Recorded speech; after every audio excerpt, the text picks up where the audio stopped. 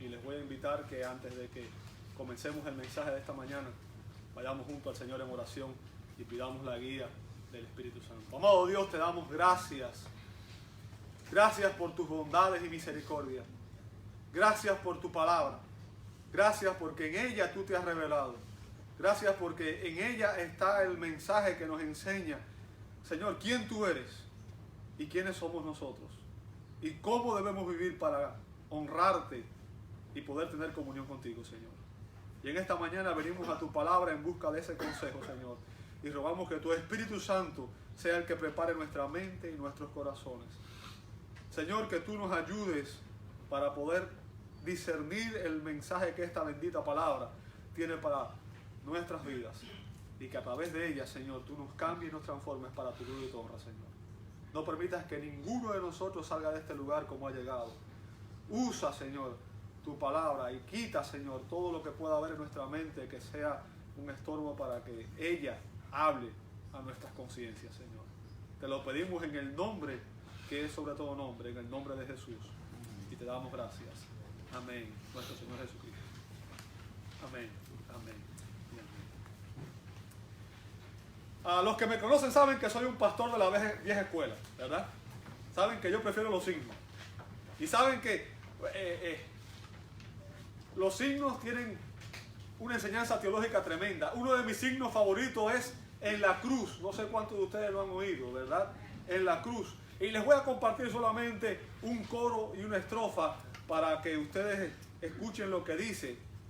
Dice, en la cruz, do primero vi la luz, y las manchas de mi alma Él lavó. Fue allí por fe, do vi a Jesús, y siempre feliz con Él seré. Sobre una cruz, mi buen Jesús, su sangre derramó por este pobre pecador, a quien así salvó. ¿Sabe? Este fue un himno escrito por Isaac Watts, uno de los padres de la himnología inglesa. Ese hombre escribió cerca de 1500 himnos. Y en este himno, este hombre se enfocó en la soberanía de Dios, en la gracia de Dios, en la misericordia de Dios, pero sobre todo en la salvación que Dios nos ha provisto en Cristo. ¿Ok?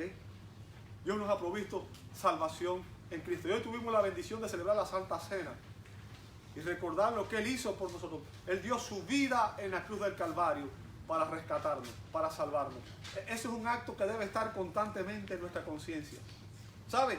A veces hablamos de la salvación y pensamos que la salvación es que Dios nos rescata de nuestras frustraciones diarias, que Dios nos rescata de nuestra falsa visión, de nuestro complejo. No. Dios te está rescatando del infierno eterno, de la eterna separación de Él, de tu condición caída. Y a menos que usted entienda eso, usted no ha entendido el Evangelio. Todos nosotros vivimos en un mundo caído donde hemos atravesado dificultades, heridas, frustraciones, abandono. ¿Sabe? Jesús nunca prometió que usted y yo viviríamos cómodos en esta vida. Jesús dijo, en el mundo tendrán aflicción. Si usted piensa que la Biblia promete que los cristianos van a vivir en paz y contento, usted no ha leído el Evangelio entonces. Porque ni Jesús prometió eso, ni la Biblia promete eso. Pero Él dijo, confíen, yo he vencido al mundo. Somos peregrinos y extranjeros. Pero como dijo el hermano en la lectura que tuvo, los que están en Cristo, dice, no hay ninguna condenación para los que están en Cristo Jesús. ¿Y dónde logró Cristo la victoria? En la cruz del Calvario por nosotros. Él derramó su sangre para darnos salvación. Y en estos versos de Romanos 3, 25 al 31, el apóstol Pablo nos enseña 4 formas en que la cruz de Cristo glorifica a Dios. 4 formas en que la cruz de Cristo glorifica a Dios. Y la semana pasada empezamos a ver la primera, ¿verdad? La cruz de Cristo glorifica la justicia de Dios. La justicia de Dios. Y la semana pasada yo creo que traté de aclarar el hecho de que la justicia de Dios ha sido uno de los atributos que más ataca la humanidad, ¿verdad? La razón por la que los incrédulos atacan la justicia de Dios es porque no le conocen. ¿Sabe eso? Los incrédulos no conocen a Dios. Tienen un Dios a su imagen y semejanza, un Dios que ellos han inventado. La gente dice, No, tu Dios es así, pero mi Dios. Pero es que no es tu Dios ni es mi Dios. Hay un solo Dios y es el Dios vivo y verdadero que se ha revelado en esta palabra. Amén. Si usted tiene un Dios diferente, no es el Dios de la Biblia. Dios no cambia. Dios es el mismo ayer, hoy y siempre. ¿Ok? La razón por la que los incrédulos atacan la justicia de Dios es porque no lo conocen. Lamentablemente, la razón por la que algunos creyentes cuestionan la justicia de Dios es porque son niños espirituales. Niños espirituales. Usted ha visto a un niño que usted le lleva a una tienda y cuando quiere un juguete, un regalo, empieza a dar una perreta porque el padre no se lo quiere dar. Quizás no es el momento apropiado, quizás el padre lo está disciplinando por algo, pero el chiquillo da una pataleta porque él quiere eso en ese momento. Y él no entiende. ¿Ok? El padre lo ama. El padre quiere lo mejor para él, pero no siempre le da lo que él pide, porque no siempre lo que la persona aquí quiere es lo mejor para esa persona. ¿Comprende lo que estoy diciendo? La razón por la que Dios permite que usted y yo pasemos por prueba es porque Dios sabe cosas de usted y de mí que ni siquiera usted y yo sabemos. ¿Sabe que la Biblia dice que nuestro corazón es engañoso más que todas las cosas? Ni siquiera usted y yo mismos nos entendemos nosotros mismos.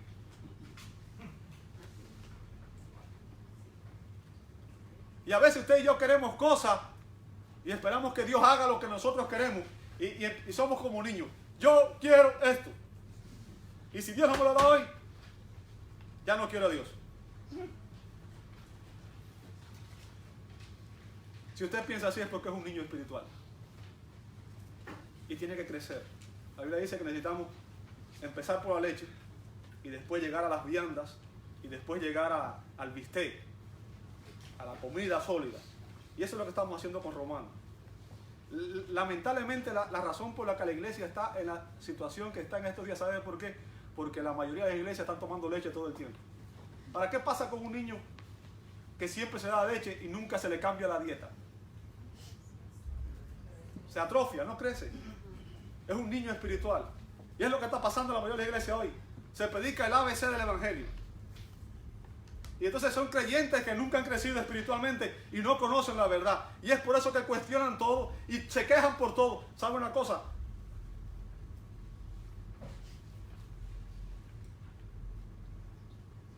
Si usted se queja, es porque usted no entiende y todavía no conoce la misericordia de Dios. Si Dios aplicara su justicia, ninguno de nosotros merecería estar aquí. ¿Sabe eso? ¿Por qué Dios juzga a la gente? No, porque Dios tiene misericordia de ti. Esa es la pregunta del $1.000.000 de pesos. ¿Por qué Dios todavía te soporta?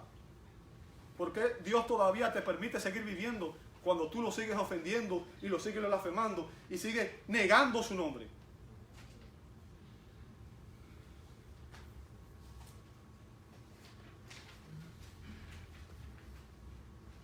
Como dijo el profeta Jeremías 9:24, mas alábese en esto el que se hubiere de alabar. O sea, si usted quiere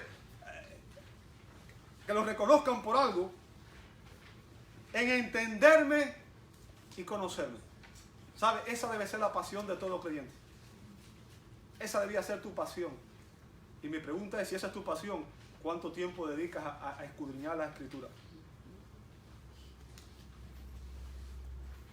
Saca cuentas, haz un balance de tu vida espiritual y dime cuánto tiempo dedicas en tu vida cada semana, en los días de la semana, a orar y a leer la Escritura. ¿Cuánto tiempo dedicas a entender y conocer a Dios, a meditar en su palabra? Recuerda lo que dice Salmo 1, bienaventurado el varón que en su ley medita de día y de noche. ¿Cuánto tiempo? En entenderme y conocerme, que yo soy Jehová, que hago misericordia, juicio y justicia, ¿dónde? En la tierra, porque estas cosas quiero, dice Jehová. Entender y conocer a Dios debía ser la pasión de todos nosotros, de toda la iglesia. Y ese conocimiento, amado hermano, solo está disponible en un lugar. ¿Sabes dónde está? En la Sagrada Escritura. no fuera de ellas. No es en ti. El poder no está en ti. ¿Ok? Ellas nos enseñan que el pecado nos coloca bajo la ira de Dios y que su naturaleza santa exige que el pecado sea castigado con la muerte. Pero que en el plan eterno, en el plan de redención, Cristo murió en la cruz del Calvario como nuestro sustituto. O sea, Él murió en nuestro lugar. ¿Y eso qué es eso? ¿Cómo usted definiría eso? Si alguien paga el precio de salvarlo a usted, si alguien da su vida por rescatarlo, ¿qué usted piensa que es eso?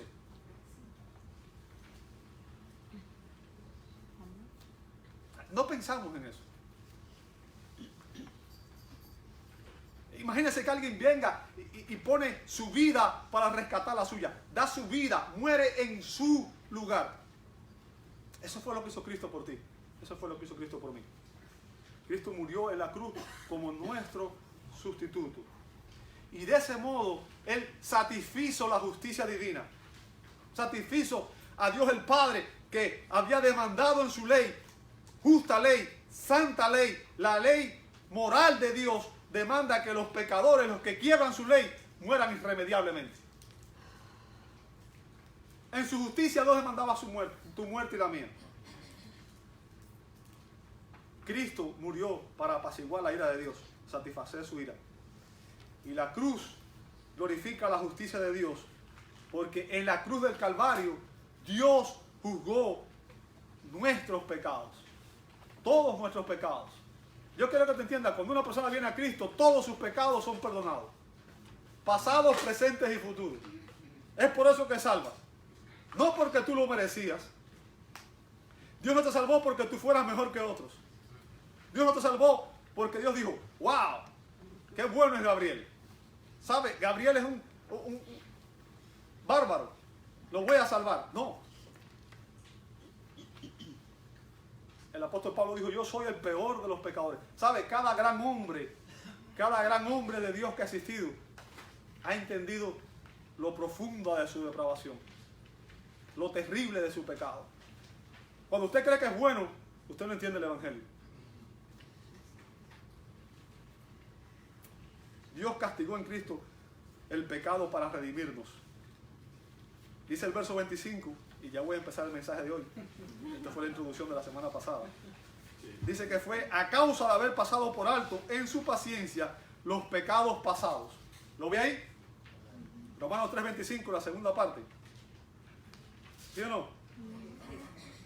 A causa de haber pasado por alto en su paciencia los pecados pasados. Ahora, para que usted entienda esto, tiene que entenderlo en el contexto. ¿Quién está escribiendo esto? El apóstol Pablo. Y Pablo está escribiéndole a la iglesia de Roma. Y la iglesia de Roma, obviamente, estaba compuesta por judíos y gentiles. Pero recuerde que está ocurriendo aquí una transición entre el Antiguo Testamento y el Nuevo Testamento. ¿Se situó ahí? Cuando Pablo habla aquí, a causa de haber pasado por alto en su paciencia los pecados pasados, ¿a quiénes se refiere? A los creyentes de la antigua dispensación. ¿Ok? Los redimidos de la antigua dispensación.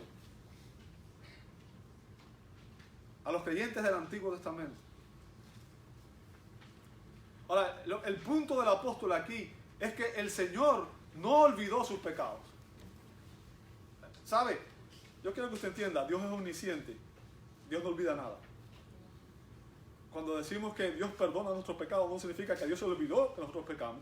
Significa que cuando una persona pone su fe en Cristo y confiesa sus pecados, la Biblia dice que esos pecados le son perdonados, y Dios no es como nosotros, que somos históricos, ¿verdad? Y nos recordamos de todo lo que la gente nos hizo a lo largo de la historia. Si alguien nos hirió hace 20 años, estamos toda la vida acordándole, acuérdate que hace 20 años tú me hiciste tal cosa.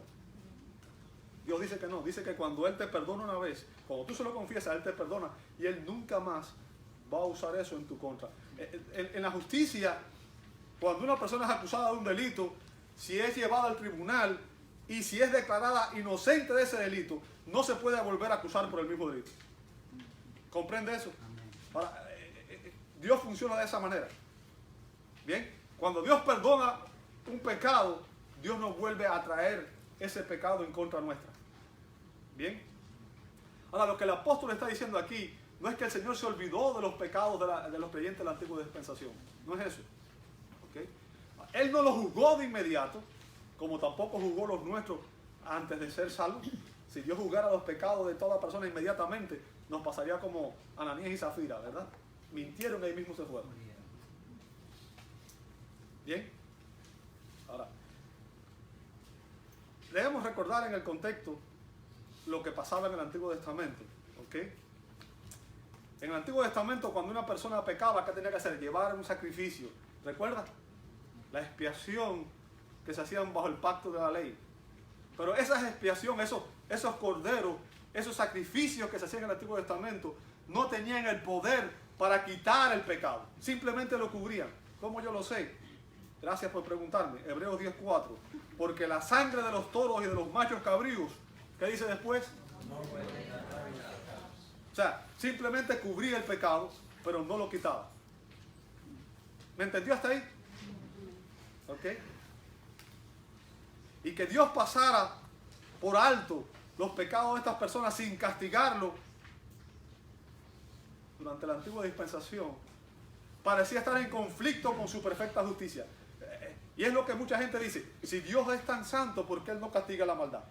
Esa es una de las justificaciones que mucha gente da para no ser cristiano. ¿Por qué Dios no acaba con el mal hoy? Tonto, si Dios acabara con el mal hoy, el primero que tenía que matarte era a ti mismo.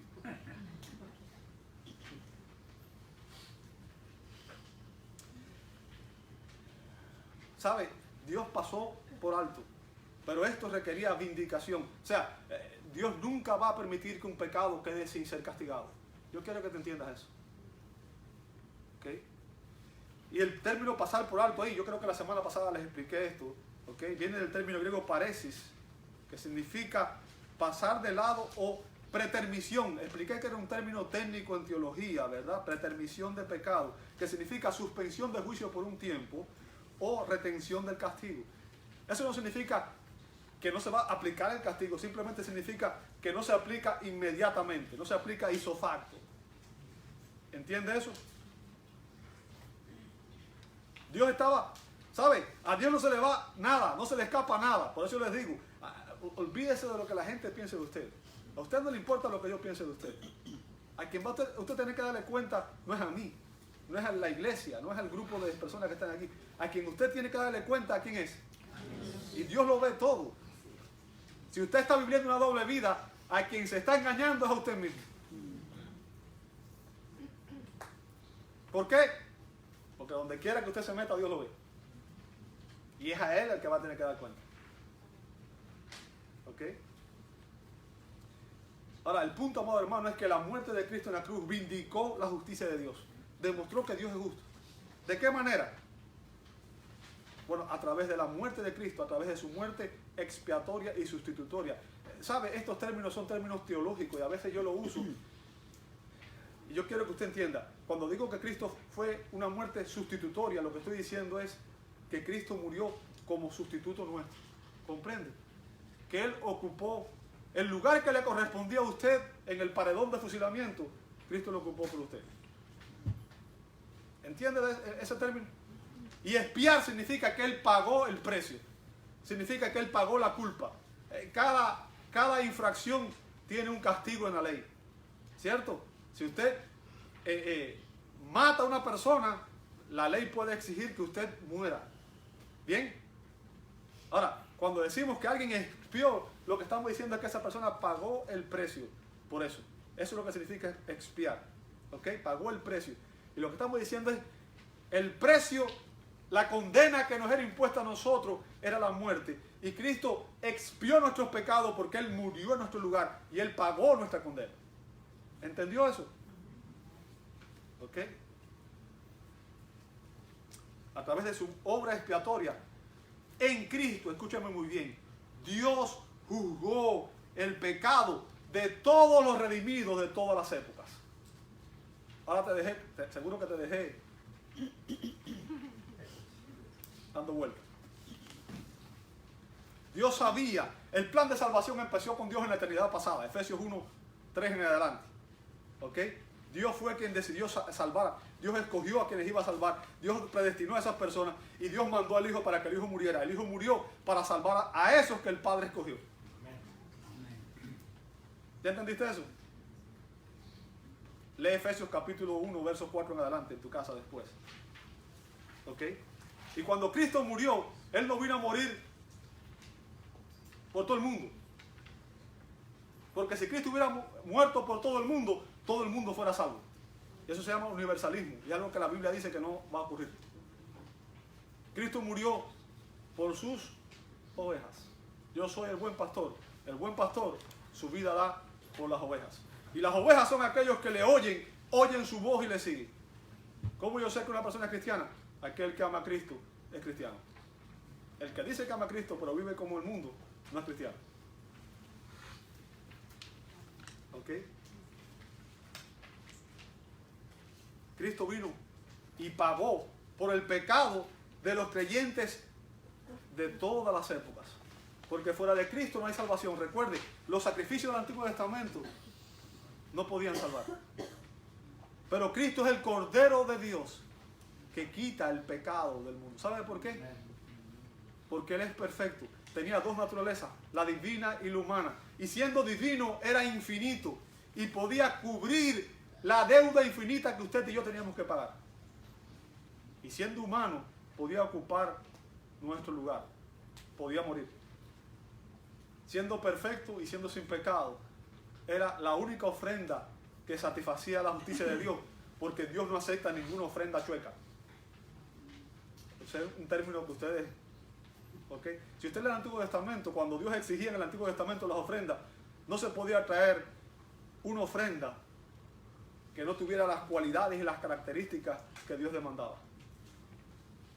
Cristo Jesús es el perfecto, la ofrenda perfecta, el perfecto Hijo, el Hijo eterno del eterno Padre. En Él no hay manchas, en Él no hay pecado, Él es perfecto. Y como nos dice el autor de Hebreos 9:15, así que por eso es, ¿qué cosa? Mediador. El término es mesites. Viene un término que dice, una persona que se pone entre dos partes, ¿sabe? El hombre y Dios estábamos en conflicto. Debido a nuestro pecado estábamos en rebelión contra Dios. Y Dios estaba airado con nosotros. Y tenía que venir alguien que se pusiera en el medio y estableciera la paz entre las dos partes. Pero para poder establecer la paz entre las dos partes, tenía que ser una persona que tuviera las características divinas para poder, obviamente, hacerlo de la manera favorable hacia Dios y tener las cualidades humanas para poder identificarse también con nosotros. Es por eso que Cristo es el único mediador que existe entre Dios y los hombres. Si tú pones a cualquier otra persona, si pones a la Virgen María, o pones la iglesia, o pones a un pastor, o pones a ¿sabes? Si tú pones tu vista en cualquier otra persona, estás perdido. Porque el único mediador que calificado es Cristo. ¿Ok? Por eso es mediador de un nuevo pacto. Y recuerde, bueno, yo hablé aquí de los pactos ya, hace unas semanas atrás, creo, ¿verdad? Dijimos que habían unos pactos que son fundamentales en la Biblia. ¿Ok? El pacto con Abraham, ¿recuerda? No mencioné el pacto con Noé, porque el pacto con Noé simplemente dio inicio a una nueva oportunidad para su humana. Pero bueno, el pacto con Abraham, el pacto con David, ¿verdad? Y el nuevo pacto son pactos importantes para nosotros. Y el nuevo pacto es precisamente lo que Cristo hizo por nosotros. Recuerda que cuando Él celebró la Pascua, Él instituyó, ese mismo día instituyó en la última noche antes de ser ejecutado, antes de ser hecho prisionero y todo lo demás, Jesús instituyó la Santa Cena. Y Él dijo, esta es mi sangre del nuevo pacto que por ustedes es derramada. ¿Recuerda eso, verdad? Un nuevo pacto. Pero ese nuevo pacto es el cumplimiento de las promesas de los pactos en el Antiguo Testamento. En la Biblia hay una continuidad histórica. No hay dos caminos de salvación. La salvación siempre ha sido igual. Y digo esto porque en el dispensacionalismo histórico la gente pensaba que había dos medios de salvación. La ley y la gracia. Y eso es un error garrafal. ¿Bien? Para que interviniendo muerte para la remisión. ¿Ok? El término ahí apolutrosis significa redención también. De las transgresiones que había bajo el primer pacto, los llamados reciban la promesa de herencia eterna. Fíjense, las transgresiones que habían bajo ¿quién? Bajo el primer pacto. ¿Cuál es el primer pacto? El pacto del Antiguo Testamento. Se le está refiriendo ahí en el pacto de Moisés. Se está hablando en este contexto. El pacto de la ley. Y lo que está diciendo es que Cristo fue el cumplimiento incluso de la ley. ¿Me siguió hasta ahí? Porque recuerde, la ley no tenía el poder de salvar. La ley nunca fue dada para salvar. La ley fue dada con el propósito de demostrarnos que éramos irremediablemente pecadores y de llevarnos a Cristo, quien es la consumación de la salvación. ¿Ok? Entonces, los creyentes que estaban bajo el primer pacto, a través de el sacrificio de Cristo, recibieron la promesa ¿de qué? De la herencia eterna. ¿Lo ve ahí? ¿Sabe? La iglesia hoy está más preocupada por el aquí y ahora que por su eternidad. La gente quiere vivir bien aquí y ahora. Y vivimos en una cultura que lo quiere todo rápido. Tenemos comidas rápidas y todo rápido. Pero yo quiero que te entiendas. Dios no funciona como tú y como yo. Dios no tiene apuro. Lo más cómico es que Él no está ligado al tiempo. Dios está sobre el tiempo. Y Él tiene la eternidad. Lo lindo es que tú también y yo todavía no hemos entendido ese concepto, ¿verdad? Y estamos preocupados por los años que vamos a vivir aquí. Y nos preocupamos, nos afanamos y nos matamos trabajando. Y invertimos tiempo en sacrificarnos en cosas. Y descuidamos las cosas más importantes. Descuidamos nuestra relación con Dios. Descuidamos nuestra relación con nuestra familia. Descuidamos nuestra relación con la iglesia. Póngase a pensar, amado, cuánto tiempo usted invierte en la semana en las cosas más importantes para usted. ¿Qué es lo más importante para usted? ¿Qué dijimos ahorita? ¿Cuál debía ser la prioridad de todo cristiano? Alábese todo hombre, ¿en qué? En entenderme y conocerme. ¿Cuánto tiempo usted invierte en la semana en eso? Sea honesto. Con usted mismo, obviamente. ¿Cuánto tiempo usted pasa realmente buscando a Dios? Orando a Dios. Yo quiero que usted entienda, lo que Dios hizo por usted no tiene paralelo en la historia. Los pecados de todos los elegidos, de todos los redimidos, de todas las épocas, fueron juzgados y castigados en Cristo. ¿Sabe lo que significa eso? ¿Hello? Yo no sé si entendieron lo que yo dije. Los pecados de todas las personas que fueron elegidas por Dios el Padre fueron juzgados y castigados en Cristo. ¿Cómo yo lo sé? Romanos 8:30. Venga conmigo ahí, dice. Y a los que predestinó, si usted empieza a leer desde el verso 29, dice, a los que amamos a Dios todas las cosas nos ayudan a bien. Y eso me conecta con el mensaje que estaba dando la semana pasada. Recuerda que la gente a veces piensa, me pasan cosas malas y no sé por qué. Y, ¿sabes? A los que amamos a Dios, tenemos que aprendernos eso.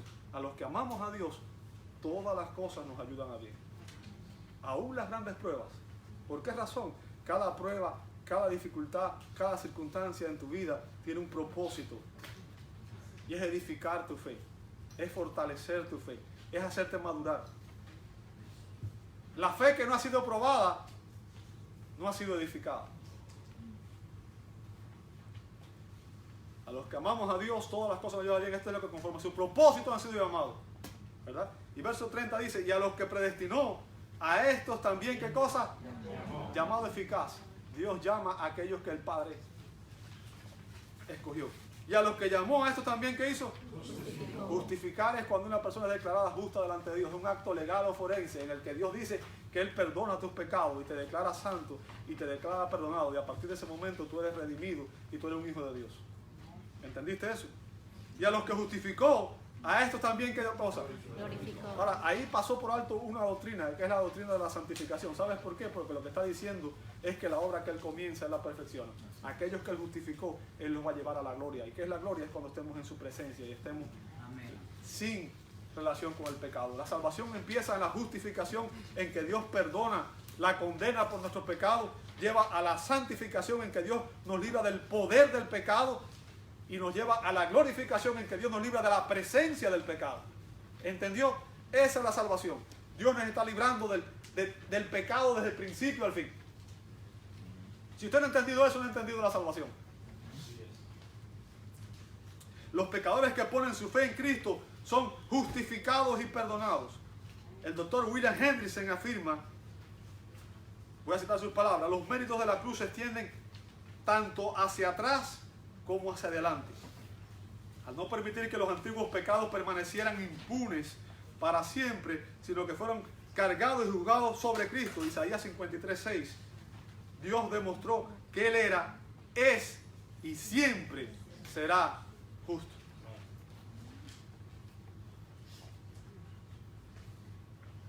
Vuelvo a la pregunta, ¿por qué Dios no juzga el pecado hoy?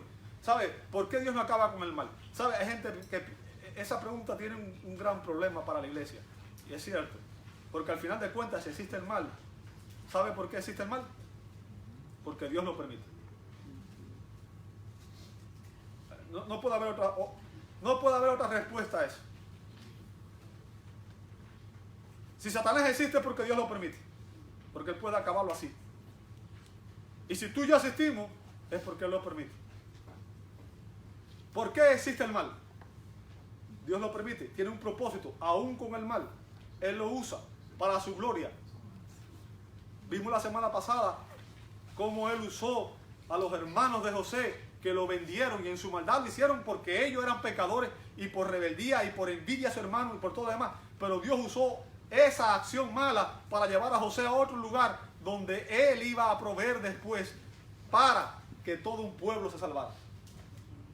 Vemos cómo Dios preparó de antemano el hecho de que Cristo iba a ser crucificado y lo hicieron por inicuo. Los que crucificaron a Cristo son culpables ante Dios.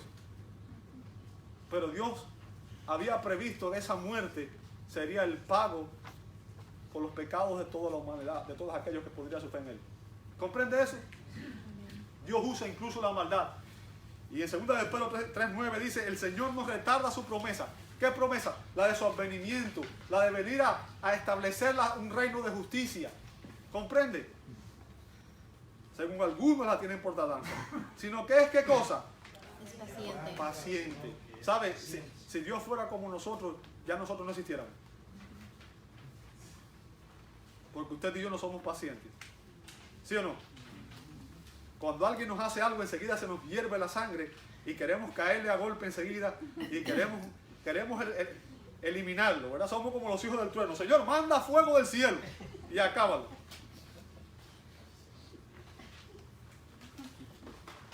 Dice que es paciente para con nosotros, no queriendo que ninguno perezca, sino que todos procedan al arrepentimiento. ¿Sabe? Dios está siendo paciente para que aquellos que van a ser salvos puedan alcanzar la salvación. Si no, ya le hubiera acabado con el mal. Iglesia, la razón por la que estás aquí no es porque es para perder el tiempo, no es para que pasemos de vacaciones. La razón por la que estamos aquí es para testificar de Cristo. Amén. Es para que el mundo pueda ver algo distinto. Usted y yo somos la sal y la luz de este mundo. Y Dios nos puso como testimonio de que hay un Dios que salva, un Dios que cambia, que transforma las vidas. Dice la Biblia que a los necios, a los vil y a los menospreciados escogió Dios para avergonzar a los sabios, a los fuertes y a lo que es. Y Dios toma una vida rota, una vasija que estaba quebrada, y Él la sana, la restaura, y eso hace que el mundo vea a alguien diferente. Y que la gente se asombre.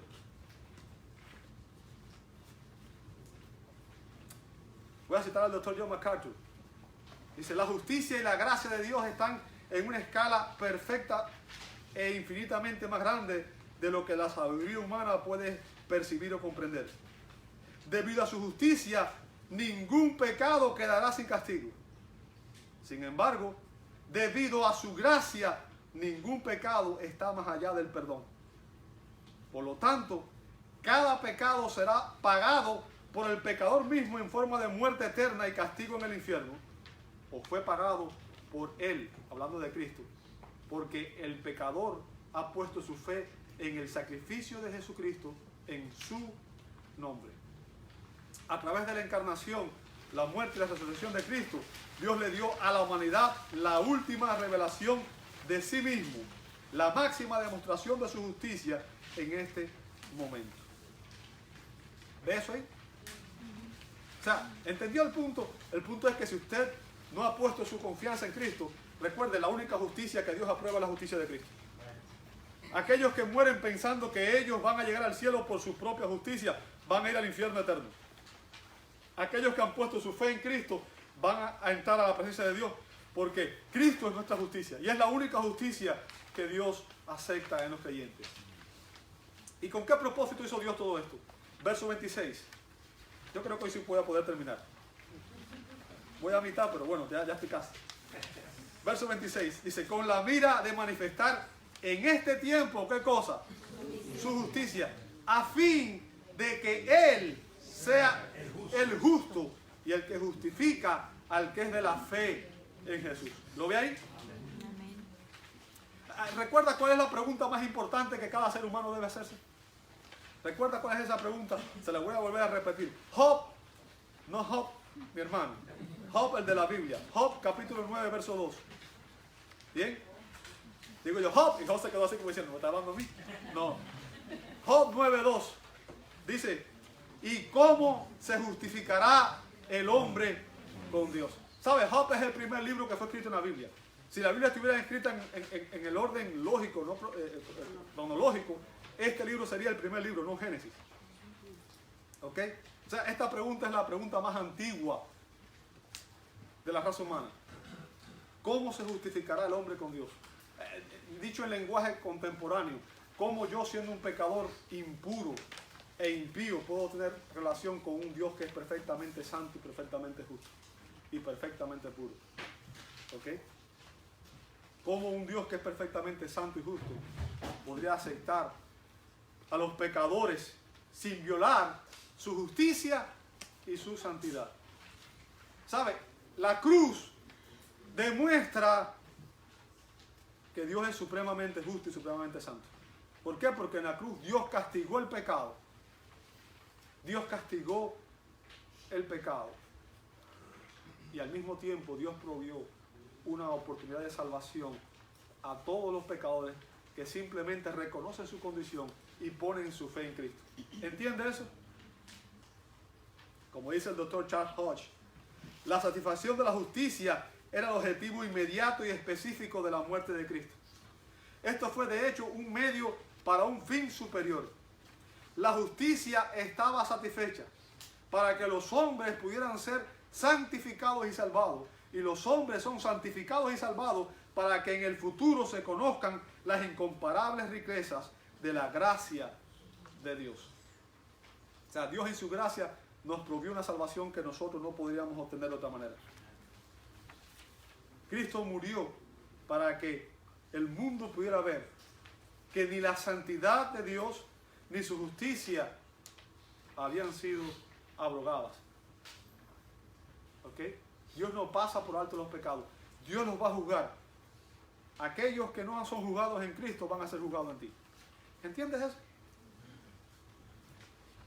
La cruz fue la vindicación de la justicia de Dios. Fue Cristo quien nos redimió.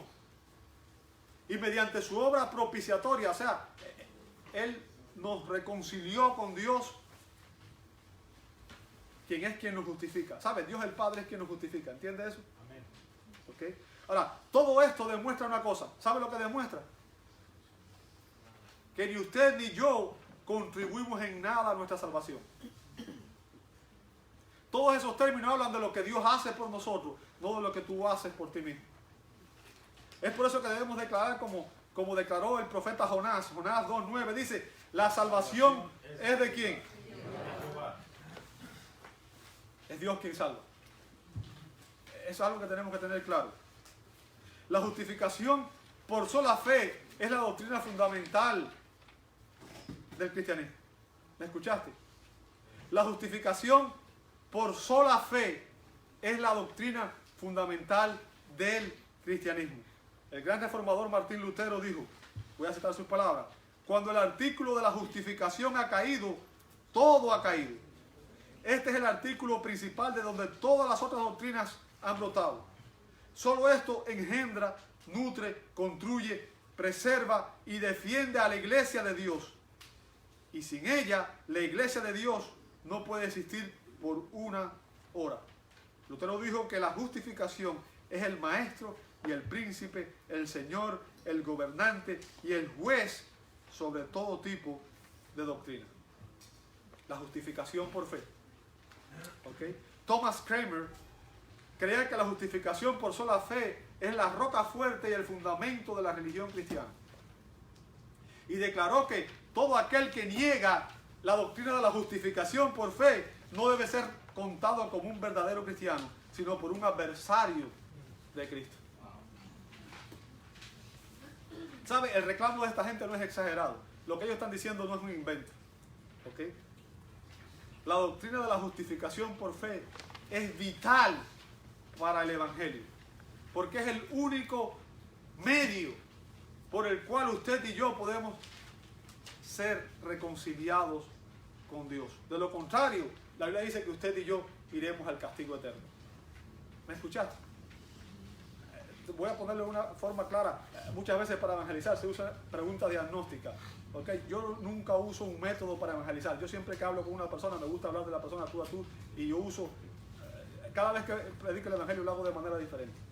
Pero una de las maneras en que uno puede identificar a una persona es, si tú murieras hoy y Dios te preguntara por qué debo permitirte entrar al cielo, ¿qué responderías? ¿Qué responderías? Ahí cabe una sola respuesta. La razón por la que yo puedo entrar al cielo es porque Cristo es mi Señor y Salvador.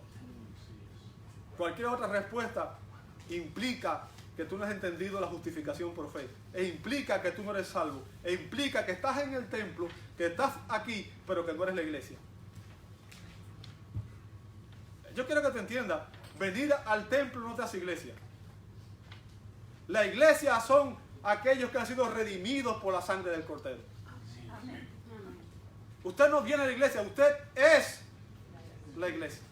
La iglesia viene y se va los domingos. La iglesia viene a congregarse, a edificarse, a animarse mutuamente, y después sale ¿a qué? A proclamar el evangelio donde quiera que va.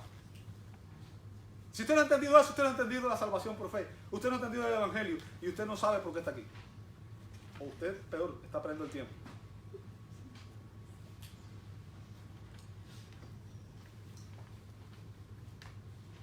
Voy a terminar. Ya me extendí un poquito más de lo que es. Voy a terminar con algo que define la justicia de Dios y define lo que estábamos viendo aquí, la doctrina de la propiciación, o sea, cómo Dios satisfizo la ira divina para salvarnos a nosotros, ¿verdad? Y voy a terminar usando al maestro de los maestros. ¿Quién es ese? Jesús. Jesús puso una parábola, usó una parábola para dar una enseñanza de este tipo, y fue una enseñanza magistral. Jesús estaba hablando con los fariseos. Recuerden, los fariseos y eran religiosos. Yo quiero que usted entienda, uno puede ser religioso y estar en oposición a Dios. De hecho, la gente que más ataca la verdad son las religiosas. ¿Por qué? Porque hay gente que cree que ellos saben y que no necesitan. Jesús les dijo, Lucas 18, verso 9, a unos que confiaban en ¿quién? Esa es la pregunta que te hice ahorita.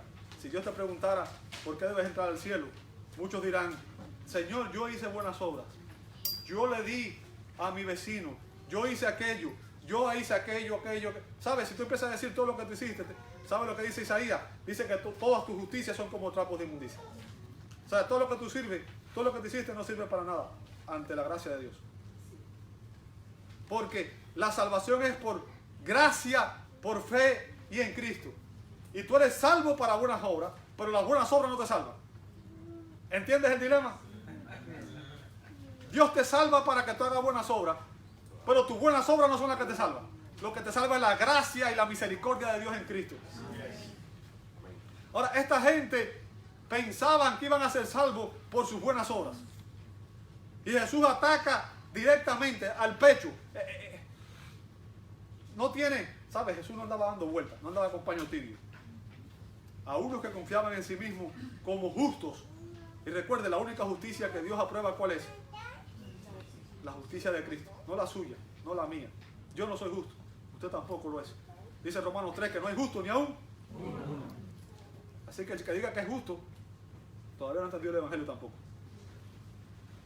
Confiaban en sí mismos como justos y menospreciaban a los otros. O sea, veían a los otros como menos. Dijo también esta parábola: 2 hombres subieron al templo a orar. Aquí vemos 2 hombres que están en la misma, ¿verdad? Los 2 van al templo. Qué bueno. Aquí puede haber que estemos los 2, ¿verdad? Subieron al templo a orar. Uno era fariseo. Y ahora aquí viene la diferencia. Al principio 2 hombres vienen al templo a orar. Eso eran cosas en común. Uno era fariseo. Y recuerda, un fariseo era un maestro de la ley. Era una gente que las personas veían y decían, wow. ¿Ok? Eran los líderes espirituales. ¿Comprende eso? Eran lo que usted espera de un líder en la actualidad, vamos a decir. ¿Bien? Uno era fariseo y el otro era un publicano. ¿Sabe lo que era un publicano? Era un cobrador de impuestos. Era un judío que se dedicaba a cobrar impuestos para los romanos. Ahora, imagínense, en primer lugar, los judíos estaban bajo el imperio romano y odiaban a los romanos porque querían ser libres. ¿Quién quiere que haya un país que esté oprimiendo su país? Nadie, ¿verdad? Entonces, los judíos odiaban a los romanos. Ahora, imagínense, un judío que se dedicaba a trabajar para los romanos, pero que encima de eso su trabajo era cobrar impuestos. ¿A quién le gusta pagar impuestos? A nadie, ¿verdad? Pero yo quiero que usted entienda, la Biblia dice que si usted es cristiano, usted tiene que cumplir con el gobierno. ¿Ok? No estoy diciendo que pagar impuestos es malo. Jesús dijo, denle a Dios lo que es de Dios y a César lo que es de César. Bien, si usted roba los impuestos, está robándole a Dios también. Bien, bueno, ya aclaré eso. Ahora, el punto es que uno era un hombre reconocido, uno era un hombre aparentemente justo, el otro era un hombre que la mayoría de la gente despreciaba. Bien, es como nosotros, a veces miramos personas y decimos, wow, fulano me cae bien, fulano es buena persona, no sé qué, y vemos otra persona y porque la vemos quizás que anda de una manera decimos, este no me cae bien, este es un... y despreciamos a algunas personas. Es la tendencia natural que tenemos.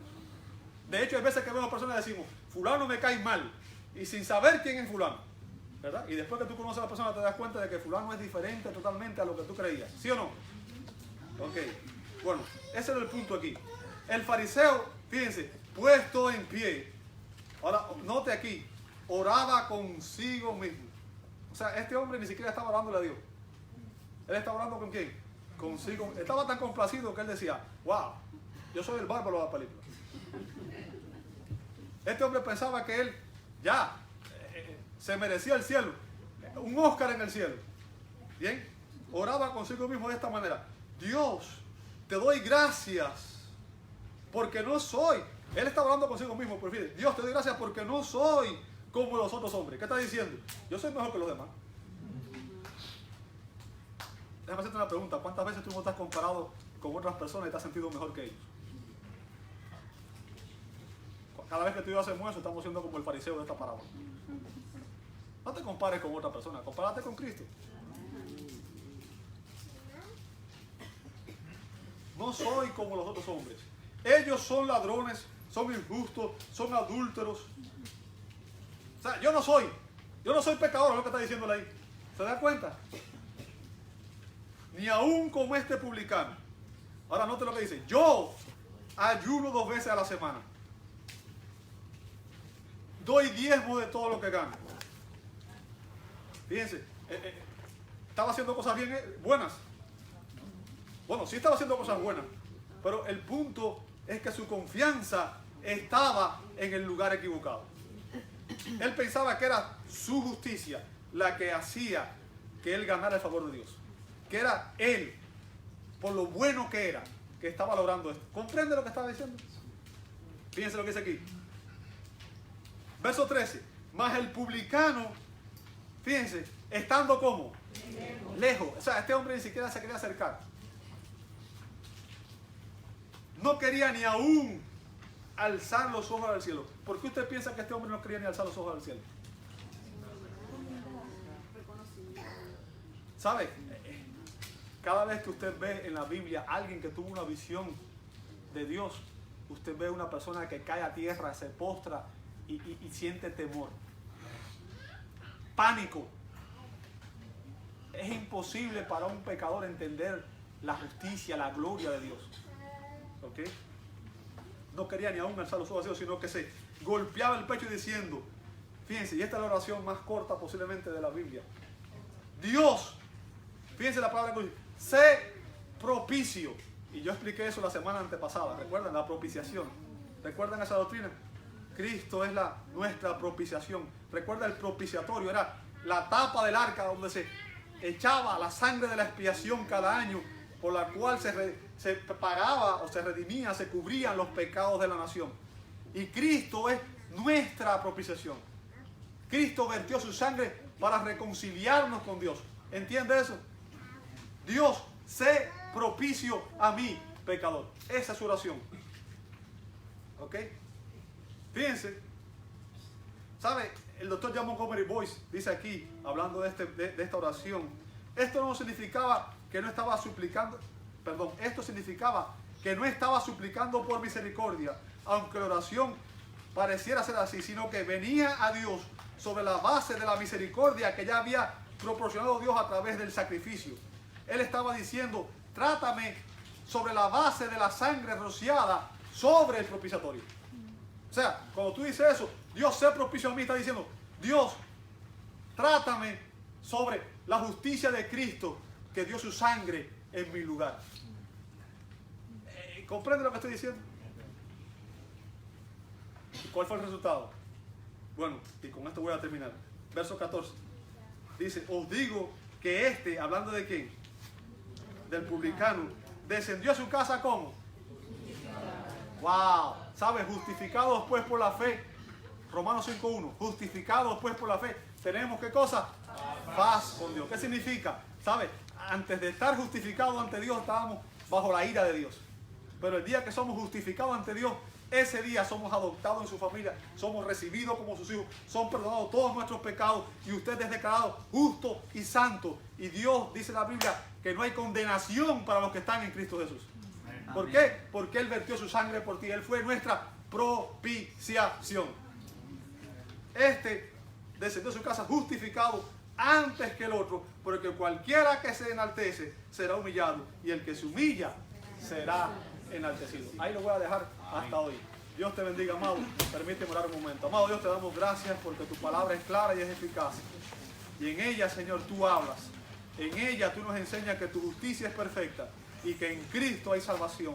Ayúdanos a observar esa cruz, Señor, con reverencia, con amor. Gracias por lo que tú has hecho en favor nuestro, Señor. Y pedimos que en esta hora tú perdones nuestros pecados y que tú nos ayudes a tener comunión contigo. En el nombre de Jesús lo pedimos. Amén y amén.